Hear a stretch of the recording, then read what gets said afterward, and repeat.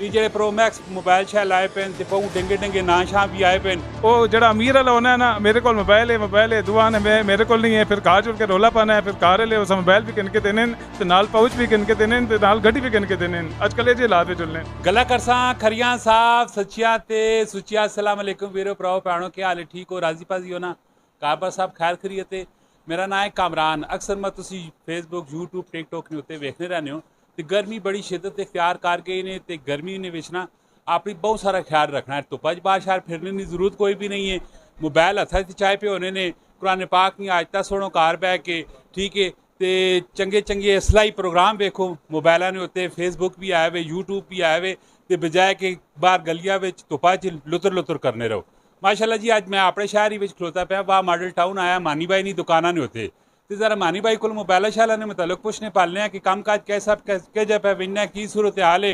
ये जो pro max mobile शैल आए पे तो बहु डंगे डंगे ਨਾਂ शां भी आए पे, ये तो हूँ असें सुनने पैने। बाज़ दफ़ा लोग तो चाह करने इस्तेमाल करने ना भी नहीं आना पैना, तो बहुत सारे महंगे भी मोबाइल बेच होने पैने ते बिच बहुत सारे सस्ते भी मोबाइल बेच होने। जी अस्सलाम वालेकुम। जी वालेकुम सलाम। मानी भाई क्या हाल है? जी अल्लाह ना शुक्र। बिल्कुल मानी भाई मैं पहले सारे तो पहले चीज़ दसो कि कितने टाइम तो ऑलरेडी तुसी इस दुकान च काम पे करने हो या ये अपनी दुकान ने?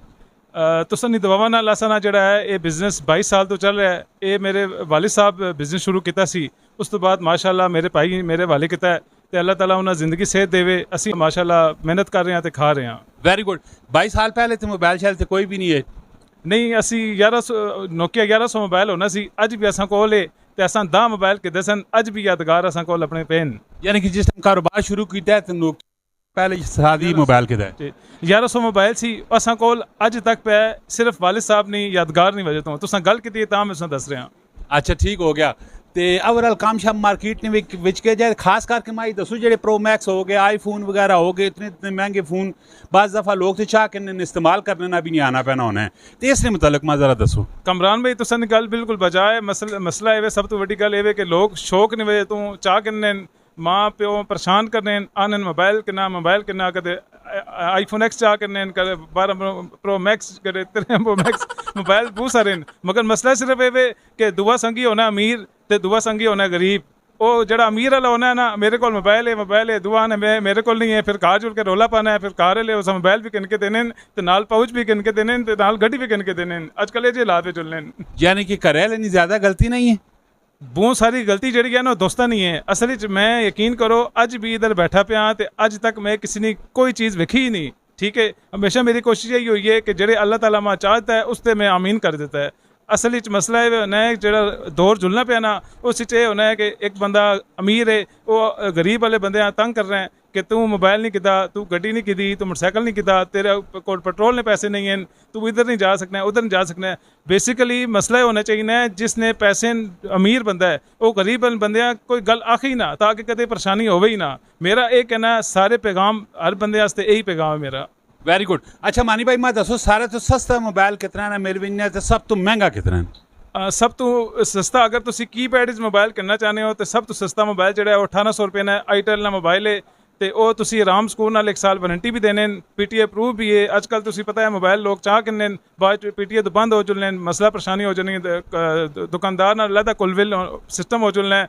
ਤੇ ਦੂਜੀ ਗੱਲ ਇਹ ਵੇ ਕਿ ਪਰੇਸ਼ਾਨ ਦੁਕਾਨਦਾਰ ਅਲੱਗਾ ਪਰੇਸ਼ਾਨ ਤੇ ਕਸਟਮਰ ਅਲੱਗਾ ਪਰੇਸ਼ਾਨ। ਦੂਜੀ ਗੱਲ ਇਹ ਵੇ ਅੱਜ ਕੱਲ੍ਹ ਨੋਕੀਆ ਨੇ ਵੀ ਲੋਕ ਮੋਬਾਈਲ ਕਿੰਨੇ ਨੋਕੀਆ ਨਾਲ ਘੱਟ ਤੋਂ ਘੱਟ ਮੋਬਾਈਲ ਤੁਸੀਂ ਚਾਹੀਦੇ ਤੇ 3800 रुपये ने, उस तो उत्ते चाइना है तो फिर 4000, फिर 4500, फिर 6000, फिर 10000, फिर 15000, ये सारे कीपैड वाले हैं। उस तो इलावा अगर तुसी टच मोबाइल घट तो घट करना चाहते हो तो 18000 20000 तो आराम सुकून नाल तुसां ने बच्चे टिकटॉक ਤੇ ਫੇਸਬੁੱਕ ਇੰਜੋਏ ਕਰ ਸਕਨੇ। ਵੈਰੀ ਗੁੱਡ, ਬਿਹਤਰੀਨ ਹੋ ਗਿਆ।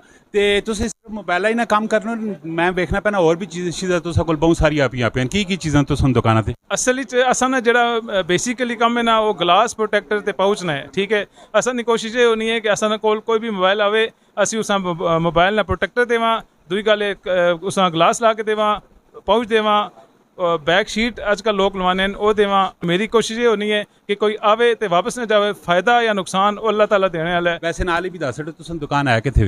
मेरी दुकान लाइन 2 फेस 2 वाह मॉडल टाउन वाह कैंटी च। माशाल्लाह, कोई ऐसा मैसेज कोई पैगाम देना चाहो?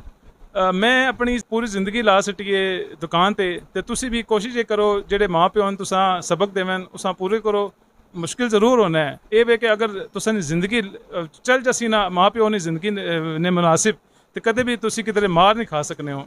ਤੇ ਮੇਰਾ ਪੈਗਾਮ ਤੁਸਾਂ ਇਹੀ ਹੈ ਕਿ ਅਗਰ ਤੁਸਾਂ ਮਾਂ ਪਿਓ ਡਾਂਟਨੇ ਮਾਰਨੇ ਜਾਂ ਕੁਝ ਵੀ ਆਨੇ ਤੁਸੀਂ ਉਹਨਾਂ ਦੀ ਗੱਲ ਮੰਨੋ ਤਾਂ ਕਿ ਆने वाला वक्त तुसां ना सुकून नाल रह चुले। बिल्कुल जी, बड़िया सोहणियां गल्लां मानी भाई कीतियां माशाअल्लाह। अपनी हस्ती नाल मस्ती निज़ाम तुसां ना 1800 2000 3000 विच भी चल पैना वे ते निज़ाम तुसां ना चलाना चाहो तो 10 लाख विच भी चलना वे।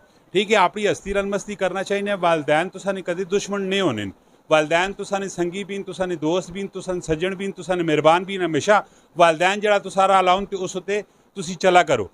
इसी तरह ਦੀਆਂ ਇਨਫੋਰਮੇਟਿਵ और दिलचस्प किस्म ਦੀਆਂ ਵੀਡੀਓ ਆਉਂਦੀਆਂ ਰਹਿਣ। ਤੁਸੀਂ ਅਸਲ ਪੇਜ ਲਾਈਕ ਕਰੋ, ਫਾਲੋ ਕਰੋ, ਕਮੈਂਟ ਵਿੱਚ ਆਪਣੀ ਰਾਏ ਤੁਸੀਂ ਜ਼ਰੂਰ ਦੇਣੀ। ਮਿਲਦੇ ਹਾਂ ਨੈਕਸਟ ਵੀਡੀਓ 'ਚ। ਫੀ ਅਮਾਨ ਅੱਲਾਹ। ਪਾਕਿਸਤਾਨ जिंदाबाद।